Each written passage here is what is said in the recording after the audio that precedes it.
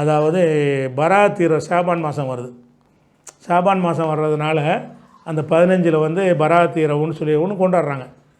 பராத் இரவுண்டா என்ன? ஷாபான் 15 அன்னைக்கு ஒரு சிறப்பு நோன்பு வைப்பாங்க. அதுபோக இரவுல புறம் பள்ளியாசலில் பயான் வைப்பாங்க. அதுக்கப்புறம் மகரிபு தொழுகைக்கு பிறகு 3 யாசின் ஓதி 3 பாத்தியாவெல்லாம் ஓதி என்ன செய்வாங்க வீட்டுக்கு போய் பாத்தியா ஓதுவாங்க. பல நோக்கத்துக்கு இப்படி சில காரியங்கள்லாம் செய்கிறாங்க. இந்த பராத் இரவுங்கிறது மார்க்கத்தில் உண்டாங்கிறது நிறைய செஞ்சுக்கிட்டு இருக்கிறாங்க. பரவாயில்ல செய்கிறாங்க. நம்ம நாட்டில் பாகிஸ்தானில் செய்கிறாங்க, சர்வதேசத்துலலாம் இல்லை. அப்போ இந்த பராத் இரவுன்னு சொன்னால் இது எதனால் செய்கிறாங்க என்னன்னு கேட்டிங்கன்னா, முதல்ல கேட்டுங்க, பராத்து எந்த ஒரு இஸ்லாமிய வணக்க வழிபாடாக இருந்தாலும் அதனுடைய சொல் வந்து அரபி மொழிலாம் இருக்கும். ரசூலுல்லாஹ் அரபி தானே தெரியும். எந்த ஒரு வணக்கத்துக்கு பேர் வைக்கிறதா இருந்தாலும் என்ன செய்வாங்க, வந்து அரபியில் தான் சொல்லுவாங்க. சலாத்து சௌமு அப்படின்னு. இப்போ லைலத்துல் கதிருங்கிறோம். லைலத்துனா என்ன? இரவு. கதிர்னா மகத்தான இரவு. அதுக்குரிய பேர் அரபிலான இருக்குது. இந்த பராத்துக்கு இரவுக்கு லைலத்துல் பராத்துன்னு ஒரு சொல்லாவது ஹதீஸில் இருக்கான்னு தேடுங்க. லைலத்துல் கதிர்னு சொல்கிற மாதிரி கதிருடைய இரவு பராத்து, ஷபே பராத்துமாங்க பார்சியில். ஷியாவுடைய பாஷை தான் பார்சி, ஈரான். பார்சி ஷப்புண்டா இரவு, ஷப்புண்டா இரவு, பராத்துனா ஷபே பராத். நோட்டீஸ்லாம் அப்படி தான் அடிப்பாங்க, ஷபே பராத்துன்னு. ஷபே பராத்துன்னு இந்த வாசகத்தை போடும்போது என்ன விளங்குது, இப்படி ஒரு சொல்ல குர்ஆனில் இல்லை. லைலத்துல் பராத்துன்னு இல்லை, லைலத்துல் பராத்துன்னு ஹதீஸில் இல்லை. ஹதீஸில் இப்படி ஒரு சொல்லே கிடையாது. ஒரு இரவு லைலத்துல் ஜும்மா, லைலத்துல் ஹமீஸ், லைலத்துல் கதிரு அப்படின்னு ஒரு இரவுக்கு அந்த பேரை சொல்லி ஹதீஸில் வருதா இல்லையா?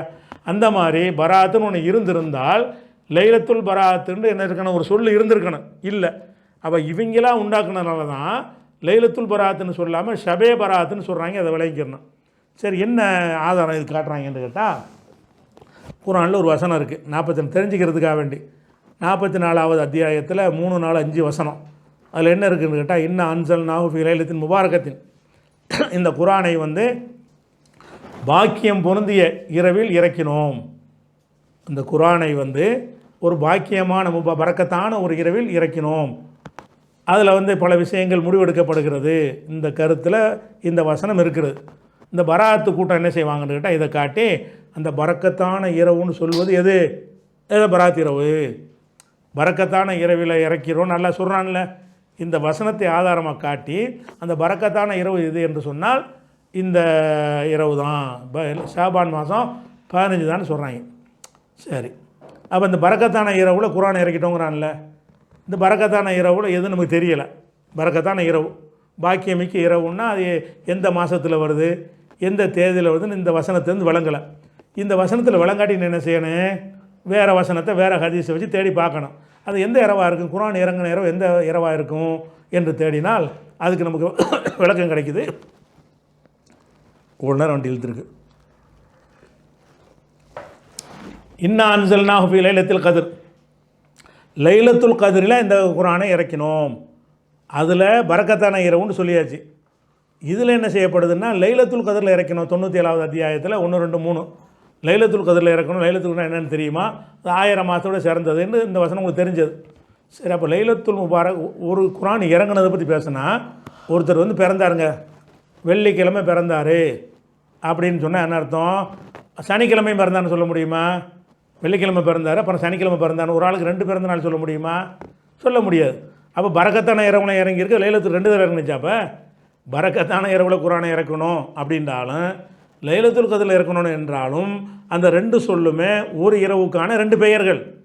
பரக்கத்தான இரவு என்பது அந்த லைலத்துல் கதிர் தான். லைலத்துல் கதிர் என்ற பெயரில் நம்ம சொல்லிக்கொள்ளக்கூடியதும் அந்த லைலத்துல் கதிர் தான். அப்போ இவன் என்ன செய்கிறான்னு கேட்டால், லைலத்துல் கதிருங்கிறது அது வேறு. அப்போ 2 குர்ஆனா? அப்போ லைலத்துல் கதிரில் இறங்கின குர்ஆன் எங்கள்கிட்ட இப்போ இருக்குது, பராத்தில் இறங்கின குர்ஆனை கொண்டு போவோம்.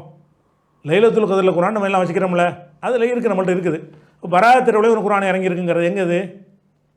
இல்லை, ஒன்று தானே இருக்குது. அப்போ ஒரு இடத்துல பரக்கத்தான இரவுல இறக்கணும், ஒரு இடத்துல லைலத்துல் கதிரில் இறக்கணும். அப்போ 2 இரவுல கிடையாது, ஒரு இரவு தான். அப்போ அந்த இரவு எங்கே இருக்குது, அதை தேடணும்னு சொன்னால் குர்ஆனில் 185 வசனத்தில் இருக்கிறது. ஷஹ்ரு ரமலான் அல்லது உன்சில ஃபீஹில் குர்ஆன், ரமலான் மாதத்தில் தான் குர்ஆன் அருளப்பட்டது. அப்போ ரமலான் மாதத்தில் அருளப்பட்டதுன்னா அந்த இரவு ரமலான்லாம் இருக்குன்னு அர்த்தம். பாக்கியமிக்க இரவில் இறக்கினோம், அது ரமலானில் இருக்கிறது. மகத்தான இரவில் இறக்கினோம். அது ரமலானில் இருக்கிறது. அப்போ அந்த இரவு எங்கே தான் இருக்க முடியும்? ரமலானில் தான் இருக்க முடியும்னு இருக்கும்போது இவன் ரமலானில் ஒன்று பயான் 2 பயானுக்கு டைம் கிடைக்குங்கிறதுக்காக என்ன பண்ணுறான்னு கேட்டால் ஃபங்க்ஷனுக்கு உள்ள வருமானம் தானே, அதுக்காக என்ன பண்ணுறாங்கன்னு கேட்டால் அது ஒரு முதல் வானத்துக்கு இறங்குனுச்சான். அப்புறம் அங்கே வச்சுருந்து அங்கேருந்து மரம் இங்கே இறங்குனுச்சுன்னு சொல்கிறாங்க. அப்படிங்கிறதுக்கு யார் சொன்னாங்க? அல்லாஹ் சொன்னாங்களா? அல்லாஹ் சொன்னானா? ரசூலுல்லாஹ் சொன்னாங்களா? என்னப்பான்னு கேட்டால் பதில் முதல் வானத்துக்கு எல்லாம் இறக்கிட்டானா குரானை பராத் அன்னைக்கு. லைலத்துல் கத்ர் அன்னைக்கு அங்கேருந்து மரம் இங்கே இறக்குனானா, அங்கேருந்து இறக்கி வானத்தில் வச்சுவிட்டு இது எப்படின்னு சொல்கிறோம். இப்படி மார்க்கத்தில் சொல்லப்பட்டு நீ சொல்லு. இப்படி யார் சொன்னா? அல்லாஹ் சொன்னானா? இப்படி நபி சொன்னாங்களா? அப்போ இது மாதிரி பைத்தியக்காரத்தனமாக சொல்லி இதை உண்டாக்கியிருக்காங்க. இது ஒரு ஆதாரம் இல்லை, விளைவிக்கிறங்க. பராத்திரம் ஒன்று கிடையாது. அடுத்து என்னென்னு கேட்டால் ரமலானுடைய 15வது நாள் வந்துவிடும் என்று சொன்னால் அதனுடைய பகலில் பூரா எழுந்திருந்த தொழுங்கள், பகல் பூரா நோன்பு வையுங்கள் அப்படின்னு சொல்லி ரசூலுல்லாஹ் சொன்னார்கள். அப்படிங்கிற ஒரு ஹதீஸு இருக்குது இப்னு மாஜாவில் 1378வது ஹதீஸில் இருக்குது. எப்படி இருக்குன்னு கேட்டால் ரமலான் மாதம் வந்தால் ஷாபான் மாதம் 15 வந்தால் அதன் இரவெல்லாம் நின்று வணங்குங்கள், பகல்லாம் நோன்பு வைங்க. அதனுடைய பகலில் நோன்பு வைங்க. அப்போ இன்றைக்கி நோன்பும் இருக்குது, ராத்திரி வணக்கம் இருக்குது அப்படின்னு சொல்லி அது மாதிரி அல்லாஹ் இறங்கி என்ன செய்வான்னு கேட்டால் பாவ மன்னிப்பு தேடக்கூடியவர் இல்லையா, மன்னிப்பு கேட்கக்கூடியவர் இல்லையா, நான் மன்னிக்கிறேன், துன்பத்திலிருந்து விடுதலை பெறக்கூடியவர் இல்லையா, என்னை கேளுங்க என்று அல்லாஹ் சொல்லுவான் என்றெல்லாம் அதில் சேர்ந்து வருது. இது இப்னு மாஜாவில் வருதாச்சா? இந்த ஹதீஸை பொறுத்த வரைக்கும் இதை அறிவிக்கிற ஆள் யாருன்னு கேட்டால் அபூபக்கர் இப்னு அபூ சபுரா என்பவர் அறிவிக்கிறார். இவர் எப்படிப்பட்ட ஆள்னு கேட்டால் ஹதீஸை இட்டுக்கட்டி சொல்கிற ஆள். ஒரு மறதியான கம்மியான ஆள், மறதி யாபக குறைவான ஆள், அப்படி ஆள் கிடையாது. இவர் என்ன மாதிரி ஆனாலும் பர்பஸாக ஹதீஸை தயார் பண்ணுற ஆள். காண இலவுல் ஹதீஸை தயார் பண்ணுற ஆள் இவர் அப்படின்னு சொல்லி அஹ்மது பின் ஹம்பல் சொல்கிறாங்க. அபூபக்கர் சிபரிங்கிறவர் சொல்கிறாரு, இவன் 70,000 ஹதீஸை இட்டு கட்டியிருக்கிறான், அது என்கிட்ட இருக்குது. இந்த 70,000 ஹதீஸின் ஃபில் ஹலால் ஹலால் ஹராம் சம்பந்தமாக இந்த ஆள் இட்டுக்கட்டின ஹதீஸ் 70,000 இருக்குது, என்கிட்ட இருக்குதுன்னு சொல்கிறார். அப்போ இவன் இட்டுக்கட்டின ஹதீஸ்லாம் தொகுத்து ஒருத்தர் பேசுகிற அளவுக்கு உள்ளது. அதே மாதிரி அவர் சொல்கிறாரா, புகாரி நசாயி இவங்கெல்லாம் சொல்லியிருக்கிறாங்க, இட்டுக்கட்டக்கூடிய ஒருவன் ஹதீஸை தயார் பண்ணக்கூடிய ஒருவன் வழியாக சொல்லப்பட்டிருக்கிறது. இதை இந்த இட்டுக்கட்டப்பட்டதை ஆதாரம் காட்டிக்கிட்டு பராத்திரவுன்னு கொண்டாடுறாங்க. இது முதல் ஹதீஸ். இது சரி. 2ஆம் ஹதீஸ் என்னன்னு கேட்டால் அதில் இது எங்கே வருதுன்னா திருமதியில் வரக்கூடிய ஹதீஸ். ரசூலுல்லாஹ் ஒரு நாள் இரவு காணவில்லை, தேடி பார்த்தேன், பின்னாடி போனால் பக்கிங்கிற இடத்துல இருந்தாங்க. எதுக்கு என்னைய பயப்படுறியா அப்படின்னு கேட்குறாங்க. இல்லை நீங்கள் என்னை விட்டுட்டு வேறு மனைவிட்டு போயிட்டீங்களோன்னு தேடி வந்தேன் அப்படின்னு சொன்னாங்களாம்.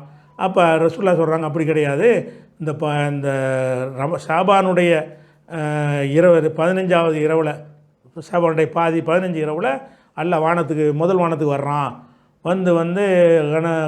களப்பு கோத்திரத்தாருடைய ஆடுகளுடைய மயிர்களின் எண்ணிக்கை அளவுக்கு மக்களை மன்னிக்கிறான். அப்படி ஒரு நாளாக்கும் இது.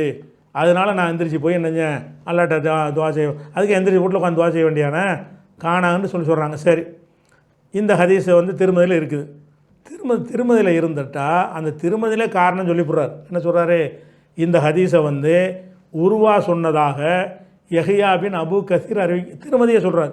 அந்த ஹதீஸு கீழே சொல்கிறார், யஹ்யா பின் கசீர் என்பவர் லம் யஸ்மா மின் உருவா என்பவரிடமிருந்து யஹ்யா பின் கசீர் எதையும் செவியுற்றதில்லை. அவர் காலத்தில் உள்ள ஆள் கிடையாது. அவர் என்ன செய்கிறாரு, உருவா ஒரு சொல்வதாக நான் சொல்வதாக இருந்தால், நான் சொல்வதாக ஒருவர் சொல்வதாக இருந்தால் என்னை பார்த்துருக்கணும், என்கிட்ட கேட்டிருக்கணும். அப்போ நான் ஒருத்தரை சொல்வதாக இருந்தால் 100 வருஷத்துக்கு மூத்தா போன ஆளை பற்றி அவர் சொன்னார் நான் சொல்ல முடியுமா? பொய்யா தானே இருக்கேன். அப்போ இவர் யஹ்யாங்கிறவர் சொல்கிறாரு உருவா சொன்னதாக, ஆனால் உருவாவிட்டு எதுவும் கேட்டது கிடையாது. அதே மாதிரி இதில் யஹ்யா சொன்னதாக ஹஜ்ஜாஜ் இப்னு அர்த்தாத்துங்கிறவர் சொல்கிறாரு, அவர்கிட்ட இவரும் கேட்டது கிடையாது. அதாவது உருவா சொன்னார்ன்னு யஹ்யா சொல்கிறாரு, இவங்க 2 பேரும் சந்தித்தது கிடையாது. அந்த யஹ்யா சொன்னார்னு ஹஜ்ஜாஜ் சொல்கிறாரு, இவங்க 2 பேரும் சந்தித்தது கிடையாது. அப்படி இருக்கும் பொழுது இரட்டை பலவீனம் இருக்கிறதுனால இது ஒரு ஆதாரமே கிடையாது. அதே மாதிரி ரசூல் ஸல்லல்லாஹு அலைஹி வஸல்லம் அவர்கள் ஷாபானில் அதிகமாக நோன்பு வைப்பார்கள்.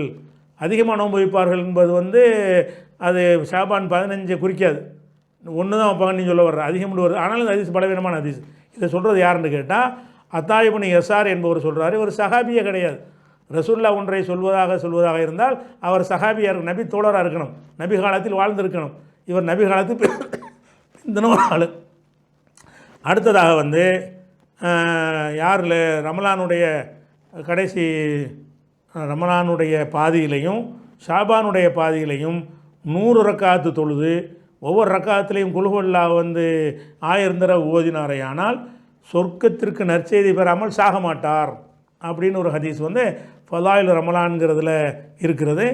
இதில் இன்னொரு நடிக்கை, அதாவது 1000 ரக்காத்தான் தொழுவாங்க, 100 ரக்காத்தான் தொழுவாங்க. இதை வச்சுக்கிட்டு 100 ரக்காத் தொழுவணுமா, ஒவ்வொரு ரக்காத்து குல்ஹுவல்லா 1000 தடவை ஓதணுமா, இப்படி செய்வாங்க.